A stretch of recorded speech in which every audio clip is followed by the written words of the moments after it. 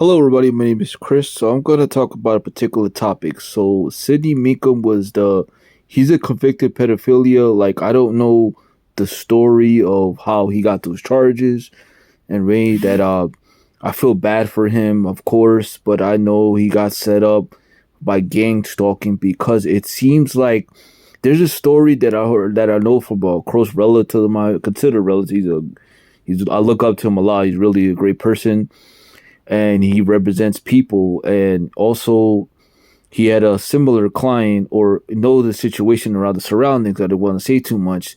So this other dude came out of jail trying to start over, and when you start over and you do parole, they want you to get a job immediately, right? They want you to get a job immediately, right? Hopefully I don't give you so many minutes, forgive me. So Sidney Meekums is a convicted pedophile, right? Considerably. I don't know the whole story. I have to do a little more research. I'm just, talking right now. And the other gentleman that I'm talking about is he's a convicted also pedophile, right? Convicted or sexual assault, I believe, something like that. He comes out of jail, and parole will force you to get to any job because that's what they do. They want you to get on your feet and whatever. So they make this. I'm not talking about Sidney Meek. I'm talking about this other gentleman. They make this other dude get a job at Burger King when around younger women, around an environment that the parole officer would have picked it up and would have told him that's not a good job for you. So I didn't know I wasn't there for the conversation, how it all planned out. But this gentleman got the job at Burger King, right? And they always ask you self-awareness, right? He should have said something. He should have spoke up. But imagine coming out of jail and thinking about, if I don't get this job, I'm going back to jail for the rest of my life. So imagine having that mindset and having being fooled by God, because jail was slavery, and going thinking like, yo, if I don't get this job, I'm gonna go back to the shit jail. Imagine jail was slavery. This dude got hired at Burger King, and I don't know how far, like the whole story about his prior charges. Once again, you're getting fooled by God through possession and many versions of what your actions are, because we say we do wrong. Sin's a lie, man. I'm telling you straight up.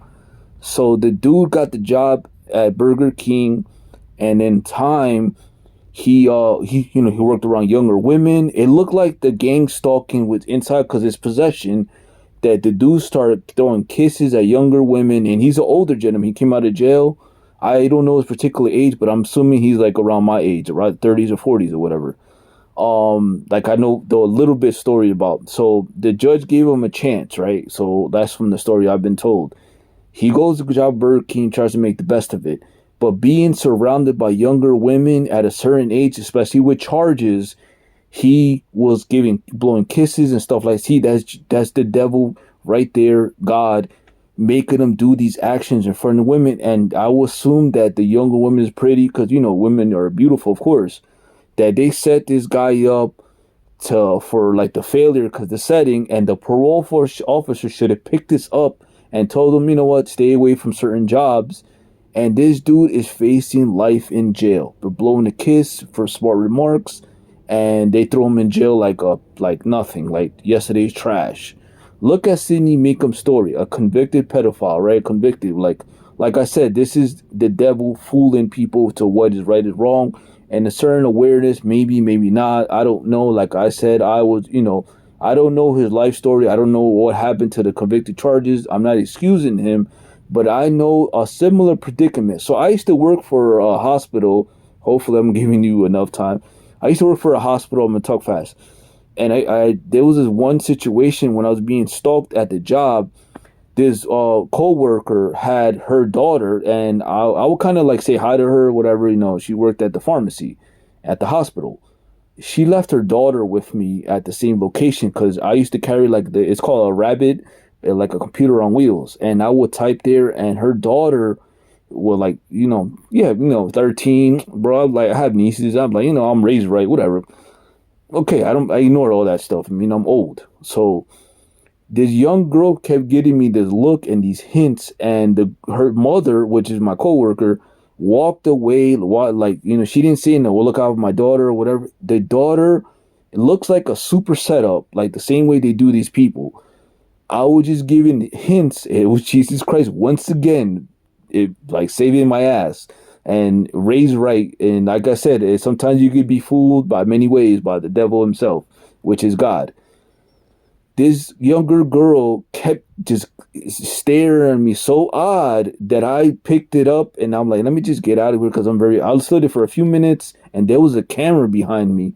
Seeing how I respond to a younger, prettier woman that her mom left me there, and it was like a waiting area. I remember that. And it's odd that the younger girl kept giving me these hints, like you just tell right away. And I'm, of course, I'm an attractive guy, but I know, like, I'm good, man. I'm old. I like older women, whatever. Minutes went by, and I just got the fuck out of Dodge because it's very weird. So I would say the same predicament for these people that are convicted pedophiles.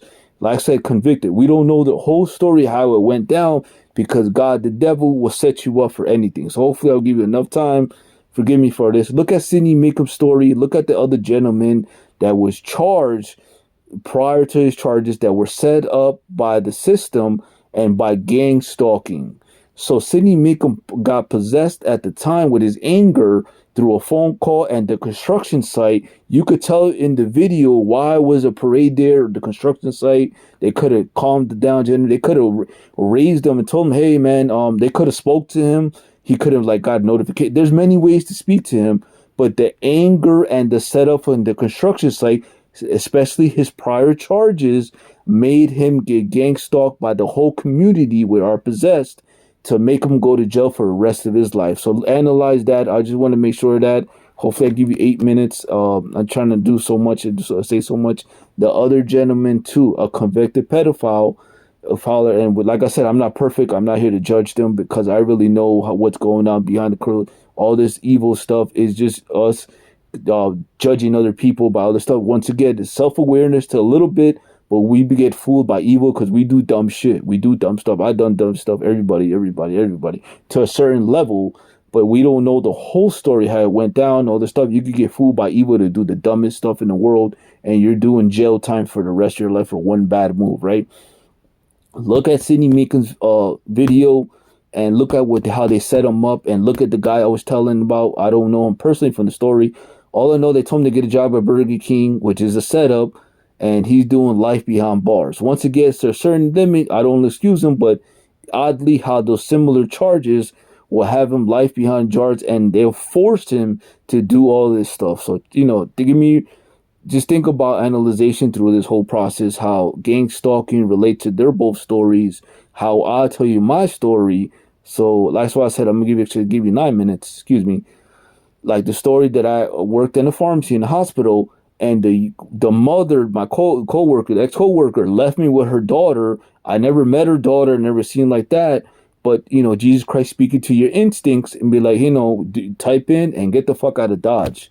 That's how weird this could get. So be careful when you're driving out or all this stuff in your community, because you'll get set up for one bad move. So the cops can come in and roll in and put their handcuffs on you. And that has happened to me. But luckily, blessed for Jesus Christ, how you could kind of read the awareness to a certain level, how they're being deceived by God, the devil, could put you behind jail for the rest of your life. And that can happen at any time in your life, even when you have no charges, you have no criminal history. But this gang stalking is very evil and powerful. I'm just trying to make sure that oddly these stories relate to what you're going through, and it's very sad. Y'all take care of yourselves.